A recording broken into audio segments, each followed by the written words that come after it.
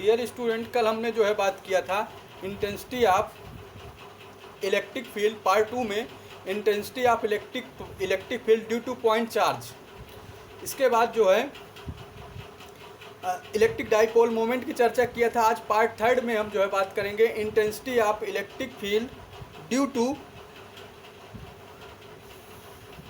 Dipole in axes. दूसरा point बात करेंगे intensity of electric field due to dipole in equatorial. जब due to dipole in axes की बात करते हैं कि वैद्युत द्विध्रुव के कारण अच्छी स्थिति में वैद्युत क्षेत्र की तीव्रता, दूसरा वैद्युत द्विध्रुव के कारण निरक्षी स्थिति में वैद्युत क्षेत्र की तीव्रता। तो यहाँ पर हमने बताया था कि ए बी कोई वैद्युत द्विध्रुव था, कल हमने वैद्युत द्विध्रुव की चर्चा किया था। उसकी डिफिनीशन में हमने डिफिनीशन फार्मूला बताया था, उसमें बताया था वैद्युत द्विध्रुव क्या होता है।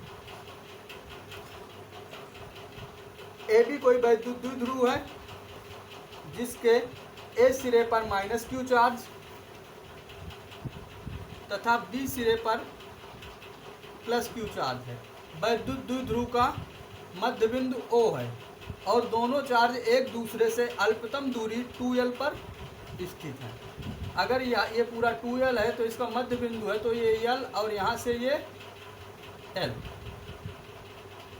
ये तो वैद्युत द्विध्रुव की यदि हम डिफिनीशन की बात करते हैं तो वैद्युत द्विध्रुव की डिफिनीशन होती है किन्हीं दो आवेशों में से एक आवेश तथा दोनों आवेशों के बीच की अल्पतम दूरी के गुणनफल को वैद्युत द्विध्रुव आघूर्ण कहते हैं। इसे P से प्रदर्शित करते हैं। इसके हमने बात किया था P = Q × 2l।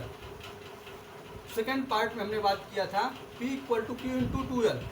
किन्हीं दो आवेशों में से एक आवेश, किसी दो में से एक आवेश तथा दोनों आवेशों के बीच की अल्पतम दूरी 2l के गुणनफल को वैद्युत द्विध्रुव आघूर्ण कहते हैं। इसे P से प्रदर्शित करते हैं। इसका मात्रक कूलाम × मीटर तथा इसकी बीमा ALT होती है। इतनी सी बात हमने किया था वैद्युत द्विध्रुव। यही वैद्युत द्विध्रुव के कारण अच्छी स्थिति में वैद्युत क्षेत्र की तीव्रता आज हम पार्ट 3 में बात करेंगे।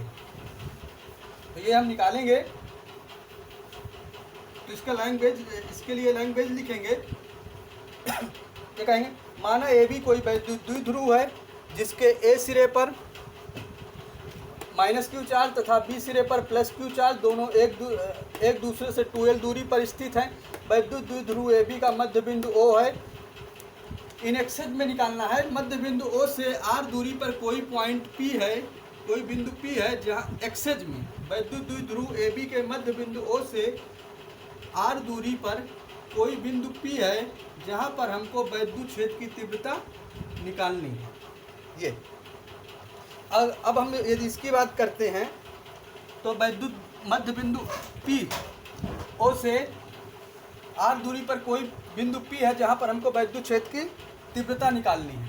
तो इसके हम बात करते हैं तो माइनस क्यू आवेश के कारण बिंदु A पर वैद्युत क्षेत्र की तीव्रता, ये देखिए माइनस क्यू, यहाँ से ये r है, ये इतना l है। अगर हम बिंदु A तक की बात करें तो हो जाएगा r प्लस, क्योंकि ये r और ये l, हमको बिंदु A तक बात करना है तो r प्लस l। दूसरा यदि हम बात करते हैं प्लस क्यू आवेश के कारण, तो ये पूरा r है और ये इतना l है, ये l, तो ये हो जाएगा r माइनस l। ये अब यहीं से हम स्टार्ट करते हैं, फिगर क्लियर हो जाना चाहिए। माना ए बी कोई वैद्युत द्विध्रुव है जिसके ए सिरे पर माइनस क्यू चार्ज, बी सिरे पर प्लस क्यू चार्ज। वैद्युत द्विध्रुव के का मध्य बिंदु O है और दोनों एक दूसरे से 2l दूरी पर रखे गए हैं। अगर पूरा 2l है तो ये यहाँ से मध्य बिंदु से l, ये भी l, दोनों l तक, दोनों l में डिवाइड हो जाएंगे क्योंकि मध्य बिंदु है, आधा आधा हो जाएगा। मध्य बिंदु O से r दूरी पर कोई पॉइंट P है जहाँ पर हमको वैद्युत क्षेत्र निकालना है। अगर बिंदु A की बात करते हैं तो यहाँ तक का r है और यहाँ से यहाँ तक का l है, तो r प्लस l हो जाएगा। बिंदु B से बात करेंगे तो पूरा r है, इतना, ये l इसी के अंदर है इसलिए घट जाएगा, तो r माइनस l हो जाएगा। अब हम बात करते हैं बिंदु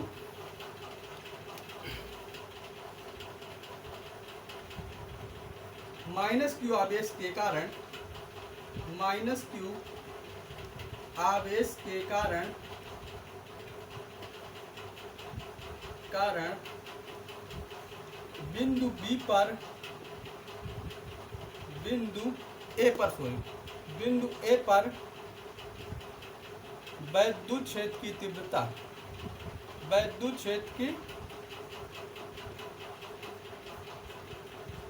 तीव्रता E1 equal to 1/4πε0 minus q अपान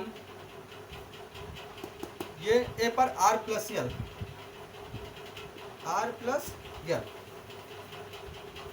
दूसरा हम बात करते हैं प्लस क्यू आवेश के कारण, इसको इरेज किए दे रहे हैं, ये जो है फिगर आप ड्रा कर लीजिएगा और फिगर समझना बहुत कंपलसरी है, बहुत इंपॉर्टेंट डेरिवेशन है, ये एग्जाम में जरूर पूछा जाता है, मोस्ट इम्पॉर्टेंट।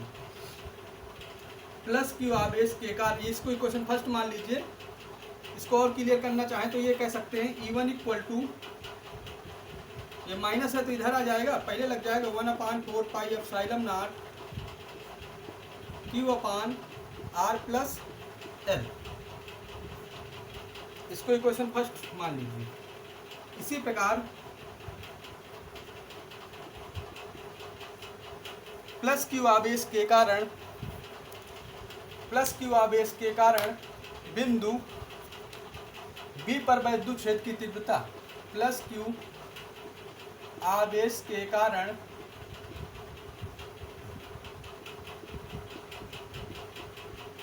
बिंदु बी पर वैद्युत क्षेत्र की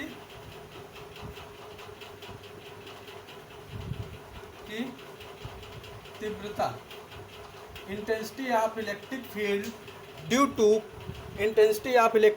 due to plus q charge in at a point B, तो E2 इक्वल टू हो जाएगा 1/4πε0 E2 इक्वल टू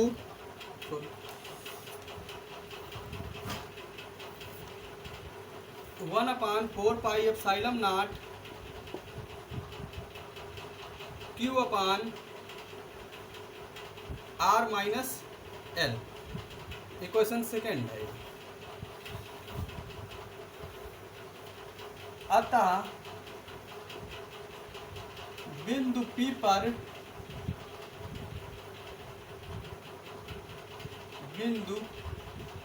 पर परिणामी वैद्युत क्षेत्र की तीव्रता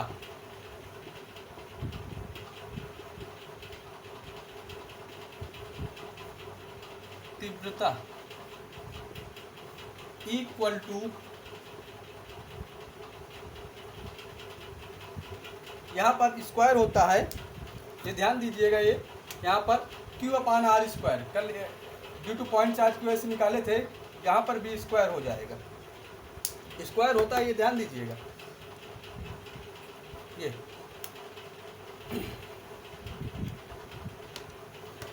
जब हम बात करते हैं तो equal to E1 plus E2, इसको मान लेंगे equation third. Intensity of resultant electric field due to electric dipole moment at a point P, resultant किसी अतः बिंदु P पर परिणामी वैद्युत क्षेत्र की तीव्रता equal to E1 plus E2, यहाँ से E1 का मान और E2 का मान उठा करके इक्वेशन थर्ड में रखेंगे। Putting the value of E1 and D2 from equation first and second in equation third, या इसी को लिखेंगे समीकरण 1 तथा समीकरण 2 से E1 व E2 के मान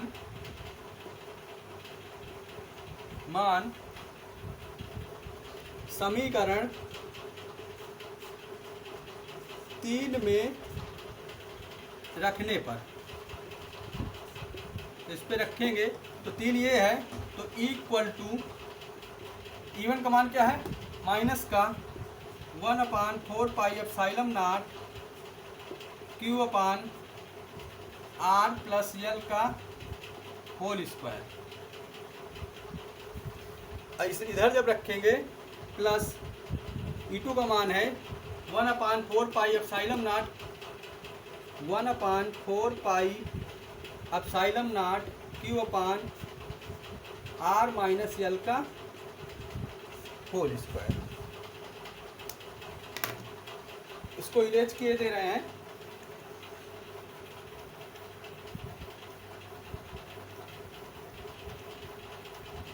अब इसमें देखिए ये यही क्वेश्चन इधर से लिखेंगे 1/4 पाई एप्सिलॉन नॉट Q इसमें भी है 1/4 पाई एप्सिलॉन नॉट Q इसमें, दोनों कॉमन ले रहे हैं, equal to 1/4 pi epsilon naught Q। तो इधर बचेगा 1/r प्लस L का होल स्क्वायर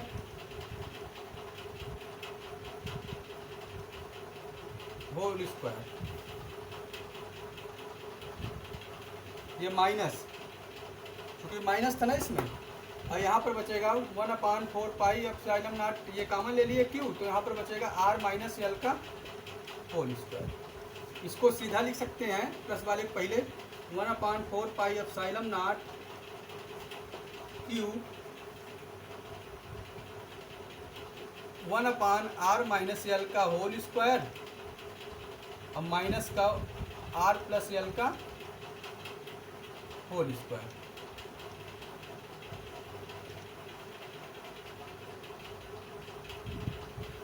कुछ नहीं, इसको प्लस वाले को पहले लिख दिया, माइनस वाले को बाद में लिख दिया। इन दोनों का एलसीएम लेंगे।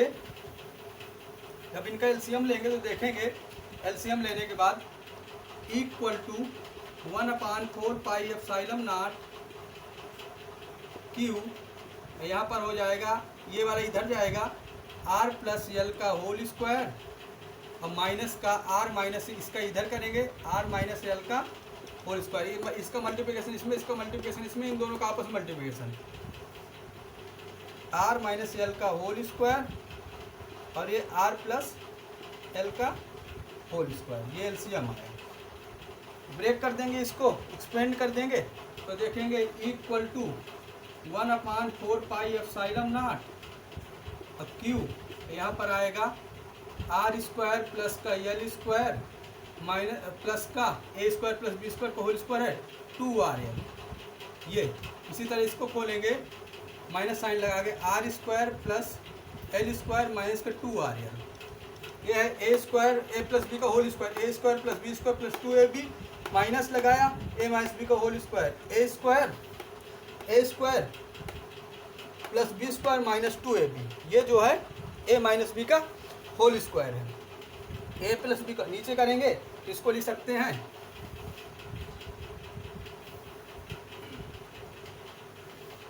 R माइनस L और R प्लस L दोनों में अलग अलग स्क्वायर लगाए तो इकट्ठा लगा दिए का होल स्क्वायर।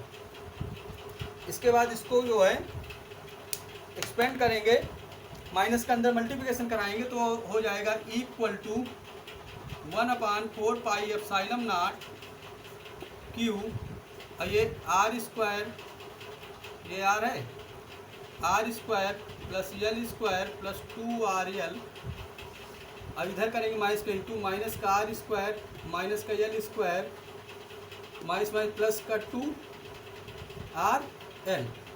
यहाँ पर A माइनस B एक ब्रैकेट में ब्रैकेट लगा है और एक में A प्लस B, तो इसको लिख सकते हैं R square minus L square का A minus B A plus B, इसको लिख सकते हैं A plus A square minus B square का होल स्क्वायर।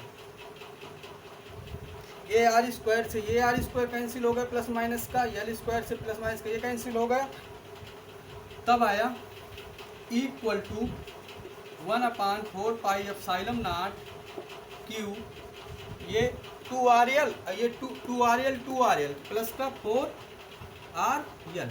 यहाँ पर आया R square minus L square का whole square, R square minus L square का होल स्क्वायर। ये अगर हम बात करते हैं R की कंपेयर में, चूंकि हमने जब डाइपोल लिया था तो इलेक्ट्रिक डाइपोल ये था, इलेक्ट्रिक डाइपोल था ये, ए ये था, मध्य बिंदु ओ था, ये यल था, ये 2l, दोनों एक दूसरे से 2l डिस्टेंस पे रखे थे। यहाँ से यहाँ तक ओ से r दूरी पर कोई बिंदु P था, ये जहाँ पर हमको इलेक्ट्रिक, तो r की कंपेयर में चूंकि ये यल ये है, यल इतना है और r इतना है, r के कंपेयर में यल स्क्वायर बहुत छोटी राशि है, r के कंपेयर में यल बहुत छोटी राशि है और उसका स्क्वायर और भी छोटी राशि हो जाएगा, इसलिए एल स्क्वायर को नगण्य मानने पर आप इसको लिख सकते हैं आर स्क्वायर की तुलना में, आर स्क्वायर की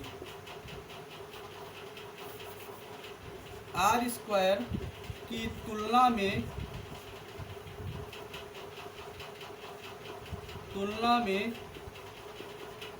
एल स्क्वायर बहुत छोटी राशि है,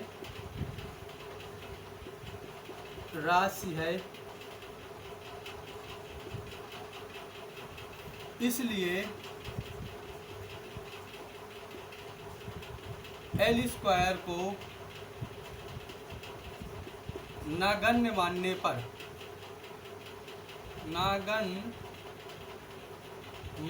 निग्लेक्ट कर देंगे, मान लेते हैं। जब इसको मानेंगे तो एल स्क्वायर 0 हो जाएगा, नगण्य का मतलब 0, उसकी कुछ वैल्यू नहीं है। तो उस केसेज में हम क्या करेंगे, इसको 0 कर देंगे, तब हमारा आएगा equal to 1/4 pi epsilon naught Q, और यहाँ पर आया 4 RL, और इसको हम क्या करेंगे R square minus L square, और यल स्क्वायर को हमने 0 मान लिया, नगण्य मान लिया, तो इसका स्क्वायर 0 रख देंगे तो ये आ जाएगा। तो हो जाएगा 1/4 pi epsilon naught Q 4 RL अपान R के पावर 4, इससे एक R से ये R कैंसिल हो गया, तो यहाँ पर आया